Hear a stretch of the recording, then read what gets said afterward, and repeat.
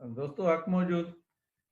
हमारे साथ हमारे लिखने पढ़ने वाले दोस्त बदर समेत जो साथ बैठे हैं, और हम लोग मुख्तलिफ औकात पे फ़ोन पे हम डिस्कस करते रहते हैं। तो हमने ये सोचा कि आजकल जो हमारा पड़ोसी देश या मुल्क है, हिंदुस्तान, जिसकी माजी में जो शक्ल थी, या जो माजी में हिंदुस्तान और पाकिस्तान बनने के बाद ये था कि एक सेक्युलर इंडिया, फिर उसे शाइनिंग इंडिया का नाम दिया गया। मगर जो मिलेनियम के बाद, साल 2000 के बाद भारत की एक अलग सी शक्ल सामने आना शुरू हुई। वैसे तो 90s में ही हमारे पास जैसे बाबरी मस्जिद का वाकया हुआ, मगर इन्हीं दिनों में बाबरी मस्जिद का भी फैसला आया इंडियन सुप्रीम कोर्ट का। वो बहुत बायस था और मुस्लिम को दबाने वाली बात थी। बातें तो बहुत है, मैं बदर साहब के पास चलता हूँ। क्या समझते हैं बदर साहब? अभी रिसेंटली 1 साल 1.5 साल पहले कराची बेकरी है, जैसे हमारे पास हैदराबाद बॉम्बे बेकरी का केक जो पूरे पाकिस्तान में मशहूर है, तो हमने कभी भी ये नहीं सोचा कि बॉम्बे बेकरी का नाम हम तब्दील करके हैदराबाद या शक्कर बेकरी या दूसरा बेकरी रख दें। मगर बॉम्बे बेकरी का केक आज भी मशहूर है। मगर हिंदुस्तान में महाराष्ट्र की हुकूमत ने मुंबई में कराची बेकरी के लिए भी तासुब रखा। तो इस किस्म की जो चीजें हैं, ये हिंदुस्तान किस तरफ जा रहा है आपके ख्याल में? थैंक यू सतार, इस मौजू को चुनने के लिए, क्योंकि मैं ये समझता हूं कि this is high time to discuss such things. जी, देखें, वो क्या कहते हैं कि वक्त करता है परवरिश बरसों, हाथ से एकदम नहीं होते। तो हिंदुस्तान की जो मौजूदा हालात हैं, ये इस तरह नहीं है कि नरेंद्र मोदी के आने से हुए हैं। ये हालात जरूर दबे पड़े थे कहीं कोने खुदरे में। यानी वो आदमी जिसने गांधी को मारा हो, नाथूराम गॉडसे, उसको अगर कोई आदमी हीरो कह रहा है, और वो अकेला आदमी नहीं है, एक बहुत बड़ी तादाद हिंदुस्तान में उन लोगों की भी है जिसने मोहनदास करमचंद गांधी, उससे इख्तलाफात किए जा सकते हैं और जिन्ना ने भी किए थे इख्तलाफात, लेकिन ये है कि उसकी पॉलिटिकल कद काठ को, पॉलिटिकल हैसियत को चैलेंज करना बहुत मुश्किल है, क्योंकि वो बहुत उस सदी का बहुत बड़ा आदमी था। जी, उस आदमी को, जिस आदमी ने रोड पे बेदर्दी से मार दिया, उसे एक बहुत बड़ी तादाद हीरो समझ रही है। यानी वो लोग उन लोगों में भी शामिल हैं जो अब रियासतों के सीएम हैं, इस तरह के लोग भी हैं, और वजारत में इस तरह के लोग शामिल हैं जिन्होंने ऑन द रिकॉर्ड कहा है कि भाई नाथूराम गॉडसे एक वतन परस्त आदमी था। हम्म, अब ये जो कौम परस्ती की लहर है, इसको समझना बहुत जरूरी है। कराची बेकरी पे जो पिछले दिनों महाराष्ट्र हुकूमत ने रेड किया है और उसे ये नोटिस दिया गया कि आप एकदम अपना नाम चेंज करें कराची, क्योंकि कराची पाकिस्तान का एक बहुत बड़ा शहर है, मशहूर शहर है, और हमें उसका नाम सुन के हमें तकलीफ होती है।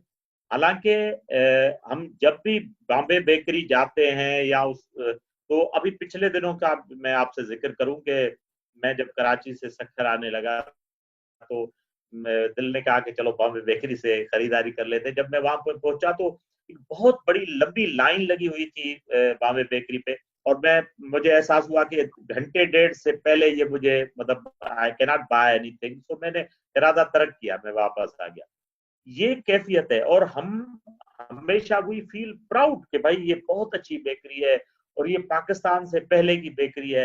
हालांकि उसके ओनर्स जो हैं वो भी एवरीबडी नोज के नॉन मुस्लिम्स हैं, लेकिन हमें एक लम्हे के लिए भी ये फील नहीं हुआ कि ये इसने इसकी अहमियत को कम किया है, बल्कि इसकी अहमियत दिन ब दिन उजागर हुई है और ज्यादा मशहूर हुए हैं, और ज्यादा उनकी एक रेस्पेक्ट बढ़ी है। अब भी तोहफे तायफ में उसके केक दिए जाते हैं।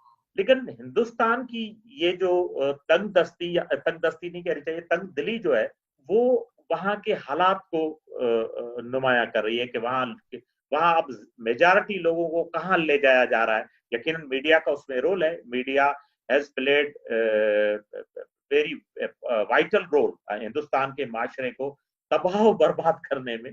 उनकी मेन स्ट्रीम मीडिया का बहुत बड़ा रोल है। जी सर।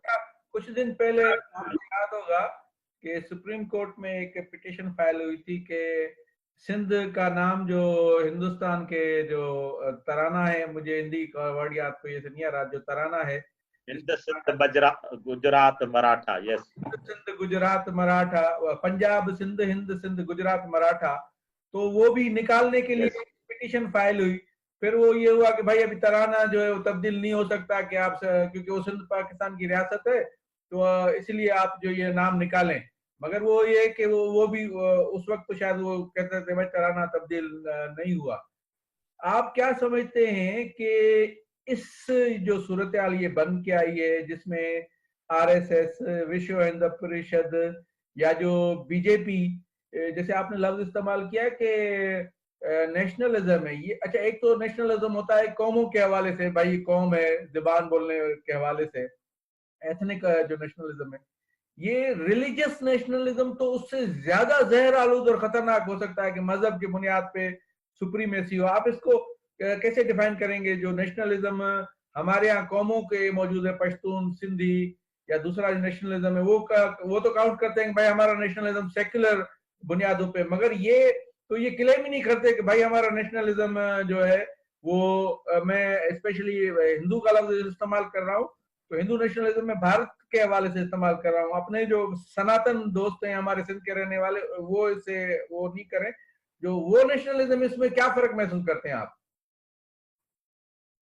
देखिए Sattar, nationalism is a very edgy subject है। देखे ना, यकीनन बहुत दिल को अजीज सब्जेक्ट भी है, इसमें भी कोई शक नहीं है। सिंध में जो नेशनलिस्ट तहरीके हैं उन्होंने बहुत पॉजिटिव रोल प्ले किया है।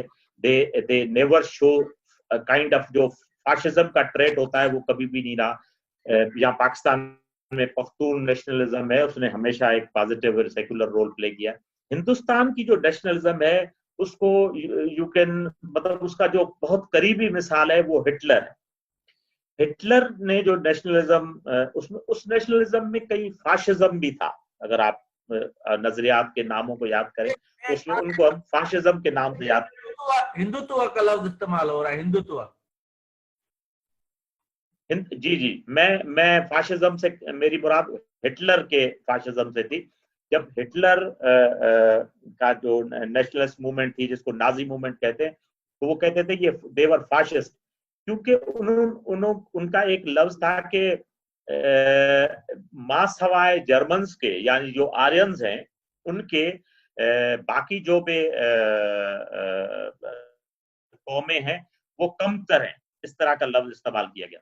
अगर वही आर्यन लफ्ज को खींचे तो यहाँ भी कहीं ना कहीं वो, जब जिना से गांधी ने ये कहा था कि आप बाहर से आए हो, एज अ मुस्लिम उसको कहा था, तो जिना ने उसको जवाब दिया था कि बिल्कुल आप सही कह रहे हैं, आप भी बाहर से आए, हाँ ये और बात है कि हमसे थोड़ा पहले आए। ठीक है ना? तो इवन जो ये इस तरह का जो नेशनलिज्म हो रहा है, हिंदुस्तान को भी समझने की जरूरत है सत्ता। हिंदुस्तान का जो सदर्न पार्ट है वो दे आर नॉट फाशिस्ट। देखिए Tamils are not fascist. Kerala में अब भी प्रोग्रेसिव हुकूमतें हैं। बंगाल हमेशा कम्युनिस्टों के साथ रहा है। ये ज्यादातर एक बात समझनी चाहिए कि बीजेपी का जो वोट बैंक है it is based in northern India, जो इंडिया का नॉर्दर्न पार्ट है। और जावेद नकवी ने एक जगह आर्टिकल लिखा था कि बीजेपी को वार सूट करती है।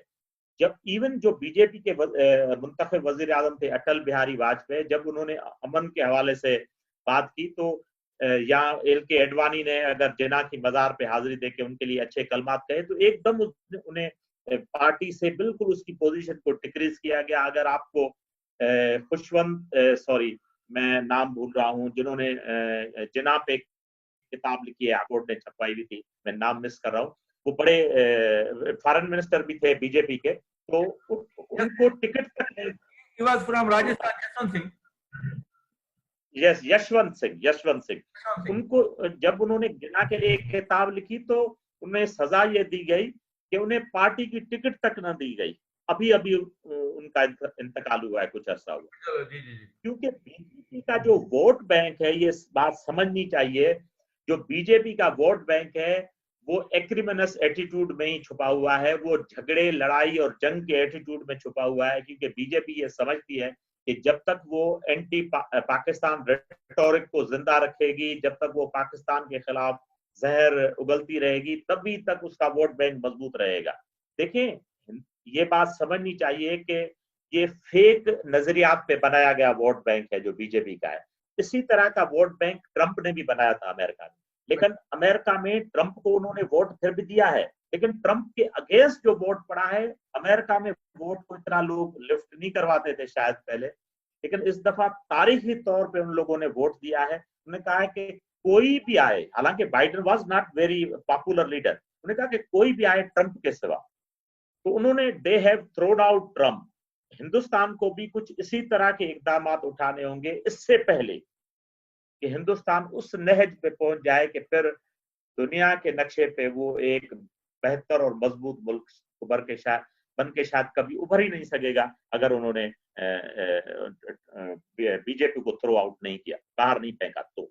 जी ये आप थोड़ा बताएं, आप क्या समझते हैं कि वहाँ के जो प्रोग्रेसिव लोग हैं, वहाँ की जो सिविल सोसाइटी है, अरुंधति राय है, जावेद नकवी हैं और बहुत से लोग हैं, वो भी दबे दबे, नसीरुद्दीन शाह हैं, ये भी लोग दबे दबे हुए हैं। ये बात करते हैं तो इन्हें पाकिस्तान का एजेंट कहा जाता है। अगर सलमान खान या आमिर खान या शाहरुख खान कोई बात कर देते हैं, या उनमें से ओमपुरी के लिए भी कहते हैं कि उनका जो मर्डर, जो उनकी जो मौत है वो मिस्टीरियस है।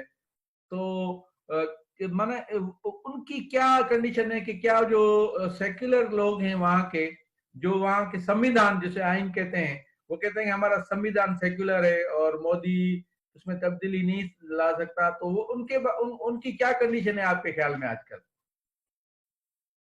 देखें, जब वो पागलपने का दौरा चढ़ता है ना, रसूल बख्श पलीजो ने, शायद ये रसूल बख्श पलीजो का लफ्ज है, उन्होंने कहा कि मुझे हैरत होती है कि जिस कौम ने ये मार्क्स और आइंस्टाइन जैसे लोग पैदा किए उसमें हिटलर भी पैदा हुआ। ये होता है, मतलब ये देखें, मार्केट इकोनॉमी, मोदी जो है वो मार्केट इकोनॉमी की पैदाइश है। जब हिंदुस्तान में मार्केट आजाद हुआ या प्रेशर डेवलप हुआ कि हिंदुस्तान की मार्केट को ओपन किया जाए वेस्ट के या दीगर ममालिक के लिए, तो मोदी ही वो था जो बेसिकली, मोदी ट्रेडर्स का नुमाइंदा है।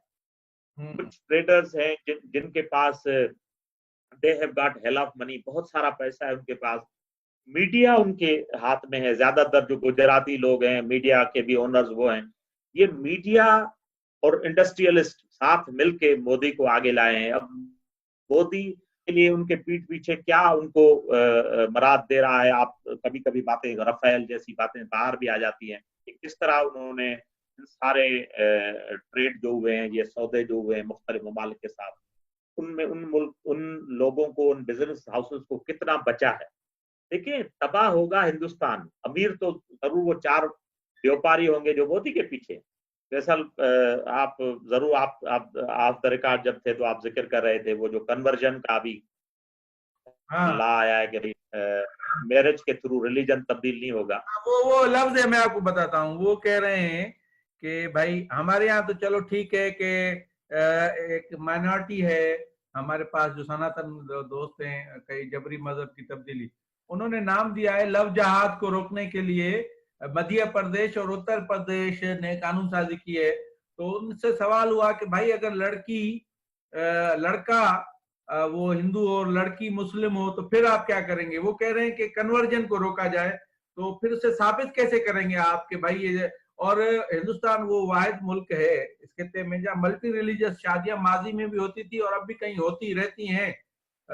मना कि जैसे वहां के डीएच में कहें या पढ़े लिखे इलाकों में या उसमें, तो ये इस किस्म की जो कानून साजी है उस पर बड़ा एक रद्द अमल आया है। मगर जो चीजें वहां होती हैं वो हो जाती हैं। जैसे ये अर्नम स्वामी जैसे एंकर की छुट्टी वाले दिन बेल हो गई और उन्होंने एक चलते प्रोग्राम में एक लड़की को खुदकुशी के लिए आमादा किया था और वो सरेआम मुख्तलिफ मजाज के लोगों को बना अपने प्रोग्राम में कम ज्यादा कहते रहते हैं।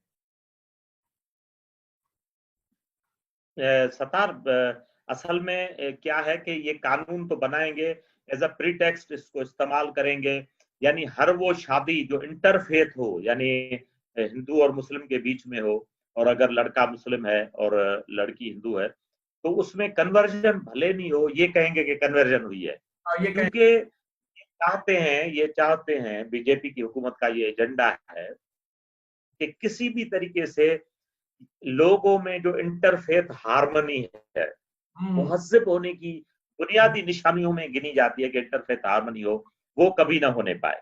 और इंटरफेथ हार्मनी अगर होगी तो पीपल विल डिस्कस थिंग्स। देखिए, मामला सिर्फ मुस्लिम का नहीं है, इंटरफेथ में क्रिश्चियन भी आ जाता है, इंटरफेथ में और मज़ाहब भी आ जाते हैं जो हिंदुस्तान में बड़ी तादाद में बसते हैं।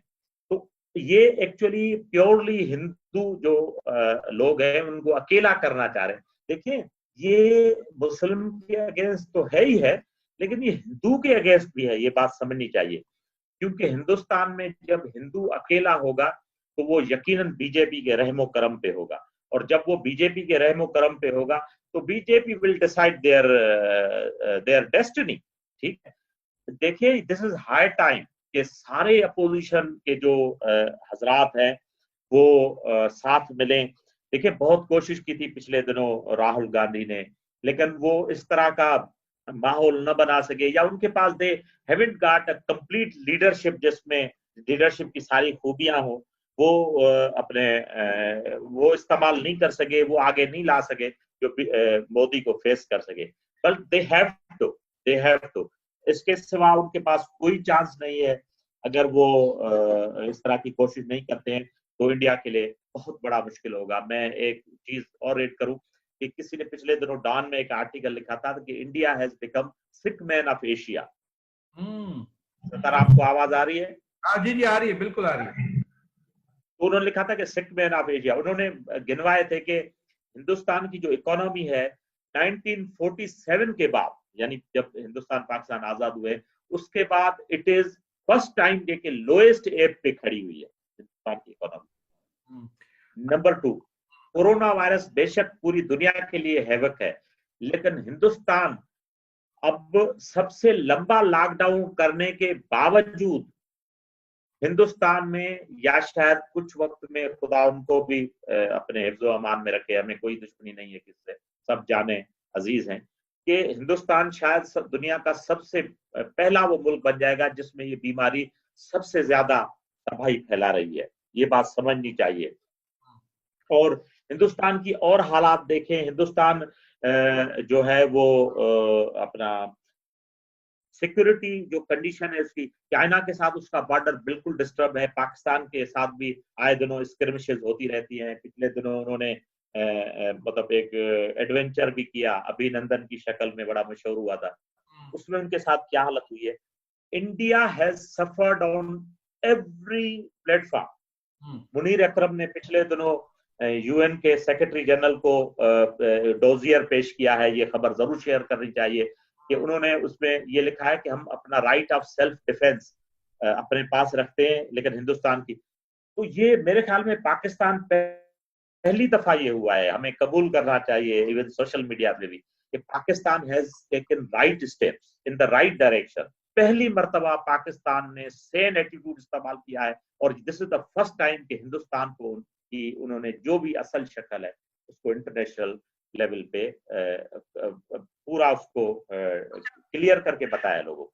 अभी फैज अहमद फैज साहब की जब ये मसला हुआ था, इन्होंने शहरियत बिल जो आया, एनसीआर भी कहते हैं उसे, तो उसमें सारी दुनिया के लोग जो हैं वो हिंदुस्तान में सियासी पनाह ले सकते हैं सवाए मुस्लिम के, उसमें मुस्लिम का लफ्ज इस्तेमाल नहीं है। और दूसरा, फैज अहमद फैज साहब की लाजिम है कि हम भी देखेंगे जैसे जवाहरलाल यूनिवर्सिटी में और जो दूसरे इदारे हैं, आईबीएम, दूसरे इदारों में जब नौजवानों ने पढ़ना शुरू की तो उस नौजवानों को कहा गया कि ये पाकिस्तानी है और ये पाकिस्तान के एजेंट है। तो इस किस्म की आपके ख्याल में क्या सूरत हाल बनी वो एनसीआर की और जो शहरियत कानून की, उसका कुछ अपडेट है आपके पास, क्या है? जनाब, असल में ये कहते हैं ना कि जिस तरह कोई कयामत आ जाए और लोग इधर भागते रहे, अब ये स्पेशली बांग्लादेश और सर असम में ये जो इस तरह के वो किए गए थे कि अब वो लोग जिनके बाप दादा हिंदुस्तान में रहते हैं, बिकॉज दे आर मुस्लिम्स, तो उनकी जो ये इन्होंने कहा कि भाई हम शहरियत को वेरीफाई करेंगे कि whether they are the citizen of India और नॉट। और उन्होंने बहुत सारे लोगों को, इस पे बीबीसी ने काफी बहुत तफसील से इसको रिपोर्ट करती रही है, बीबीसी अपने प्रोग्रामों में, कि बहुत सारे लोगों को उन्होंने ये कह के भगा दिया कि भाई आपका तो नाम ही नहीं आ रहा, आप you are not the citizen because they are Muslim. देखें, ये हिंदुस्तान में अकबर को ग्रेट इसलिए कहते हैं सर, अकबर ने मुगल एम्पायर नहीं बनाया था, मुगल एम्पायर बाबर ने बनाया था, उसके बाद हुमायूं आया था, अकबर हुमायूं का बेटा था। Akbar was considered as a great Mughal empire because, क्योंकि अकबर जानता था कि हिंदुस्तान को रूल किस तरह करना है।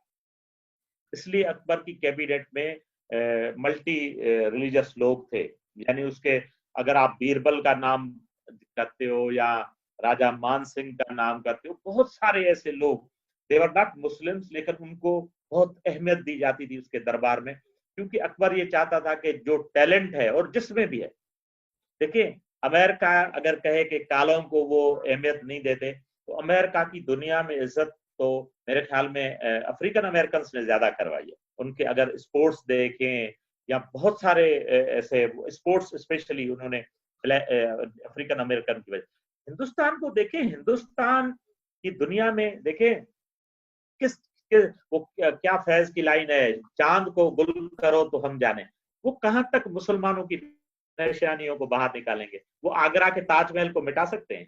वो इतनी बड़ी शायरी, बहादुर शाह जफर, इकबाल कौन, अपना गालिब कौन था, अपना साहिर कौन था, यानी अपने मजरू सुल्तान कैसी फिल्म इंडस्ट्री कैसे जावेद अख्तर हैं या दूसरे जो पूरे आप फिल्म इंडस्ट्री कहें, लिटरेचर कहें जी, हिंदुस्तान आर्किटेक्ट सबसे बड़ा जो इवन फूड, यानी हिंदुस्तान में जो फूड खाया जाता है वो कहाँ का है?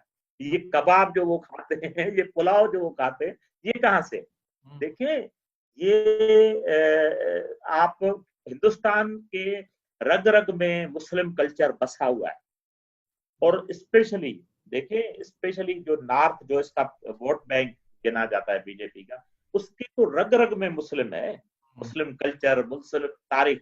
आप तारीख को किस तरह मिटा सकते हो? अब वो कराची बेकरी पे जब हमला करते हैं तो उनको, इन बेवकूफों को ये तो बताएं कि if it is based in Hyderabad, तो हैदराबाद भी तो सिंध का एक, पाकिस्तान का एक शहर है। हाँ बिल्कुल, तो उसको बताएंगे क्या?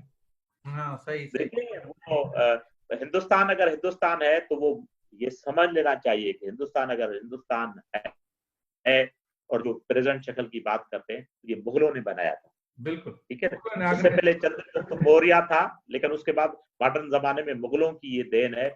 और ये तो अहमकों वाला ख्वाब है मोदी का कि वो इस तरह कर पाएगा, वो कभी भी कामयाब नहीं होगा, वो खुद खत्म हो जाएगा। इंसानी हुकूक के हवाले से जो रिसेंट खबरें हैं उसमें ये कहा गया है कि एमनेस्टी इंटरनेशनल और ह्यूमन राइट वॉच की जो ऑफिसेज हैं वो पाकिस्तान में भी बंद नहीं हुई और हिंदुस्तान ने बंद करके वो उनको वापस भेज दिया है। तो इस कश्मीर में या दूसरे इलाकों में जो सूरत हाल है वो बहुत संगीन है।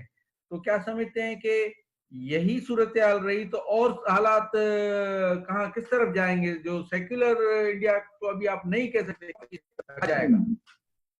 नहीं जी, Hindustan is no more secular, ठीक है। आवाज आ रही है? जी जी आ रही है। Hindustan is no more secular, first of all.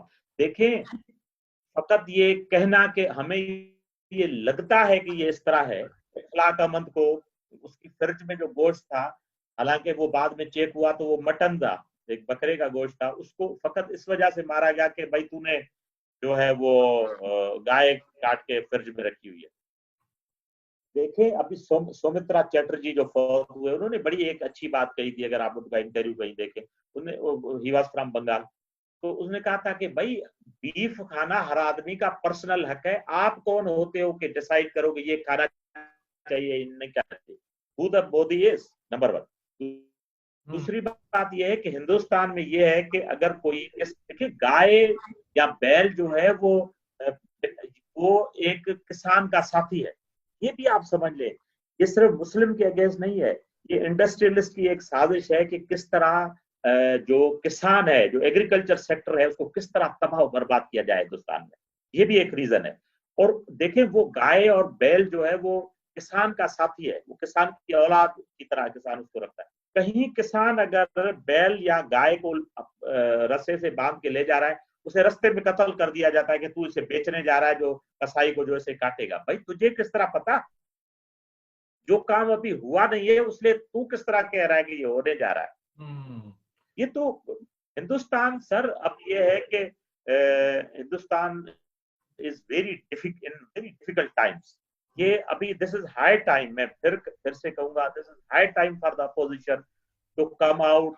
उन्हें बड़े कंप्रोमाइजेस करने चाहिए, बहुत कंप्रोमाइज करने होंगे उन्हें, उन्हें एक दूसरे के साथ हाथ मिलाना होगा। उनका एक ही एजेंडा होना चाहिए, just get rid of Modi. जब तक वो मोदी से जान नहीं छुड़ाएंगे, हिंदुस्तान बहुत बहुत बड़ा नुकसान देखेगा। ठीक है, बहुत शुक्रिया बदर, बहुत सी बातें हम लोग कर सकते हैं और मुस्तकबिल में भी अपन हम जो है इस पे डिस्कस करते रहेंगे, मुख्तलिफ मौजू हैं। तो आपका बहुत शुक्रिया, आपने वक्त दिया और इस हवाले से हम आप